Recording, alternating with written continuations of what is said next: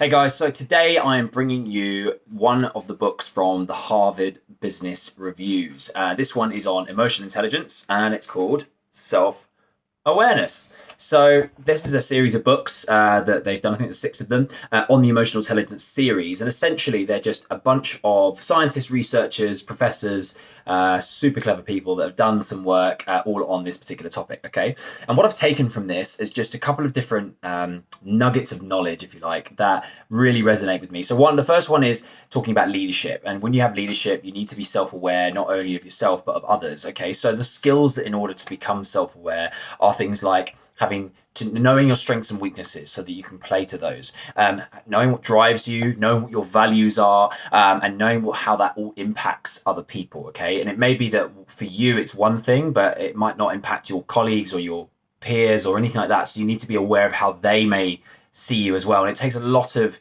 emotional intelligence to bring that into you, right? You also need to have self-regulation, so that means that you are able to control your emotions when something that triggers your inner value or challenges your values or challenges your principles. You're able to control that. Motivation, empathy, and social skills as well. Obviously, building rapport with people is a great part of self-awareness and being able to be a great leader. Okay. Now, there's a really interesting part of this that talks about introspection. Okay. Now, when you get feedback from something, right? Let's say I put a video out on Instagram and I get a load of negative feedback back for it. I could think, why am I getting all this negative feedback? Why are you saying this? Or why are you doing that? It kind of starts becoming like a negative reaction to it. Like I think it's a good thing because I've put it out, but they don't. So there's this clash of heads. What you can do better is actually say, what can I do better next time to make it a better video? So therefore, you've been automatically turned why is this bad into what was not good about it, so therefore I can do better next time. It's automatically creating this self-awareness of yourself that go, okay, I didn't do it right first time, but can you please tell me how I can do it better next time? And it's an incredible shift in mindset, especially with the why and the what. Love that, absolutely love that. It becomes solution focused is basically the point I was trying to make. It comes down to what's influenced you. So your self-awareness could be influenced by like people, environment, events that have happened in your life. And, when you go into the big wide world and you come across different things that you haven't experienced yet, they will challenge your beliefs, your values, your principles, and therefore you become either more introspectively or extrovertly self-aware. It talks about passions. It talks about values a lot. Obviously, it's one of the big things in there. But ultimately, if you've got good self-awareness, you will be the best version of yourself, because not only will you be able to portray yourself in a good way, but you'll be seen by others in the best way possible as well.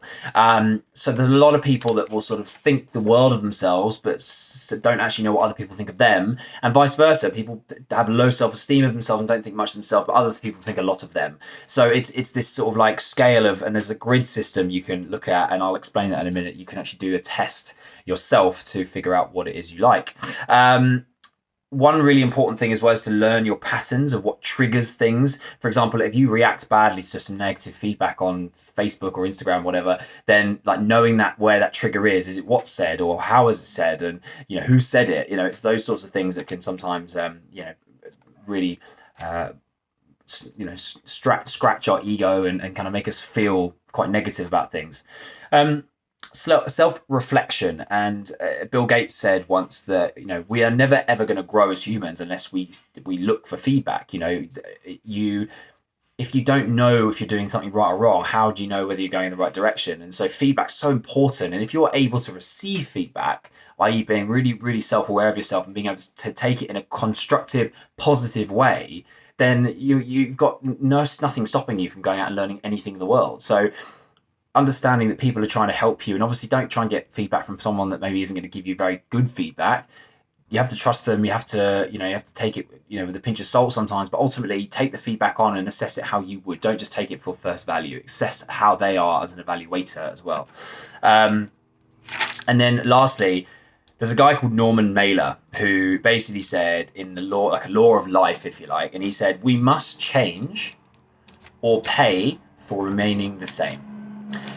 So if you are somebody who has always felt like you get to a stepping stone in your life where something doesn't really go right, or something always goes wrong, there is a you have to sort of look at what you can change around that, because otherwise it's going to keep happening, and if you don't, then you're going to pay the price of being like that for the rest of your life. And I really, really love that quote. So guys, if you ever want to read these books, they're on Amazon. They're called the Harvard Business Review, Self-Awareness. I've got a few more I'm going to read, and I'll report back to you once I've done them. Thanks very much. See you again.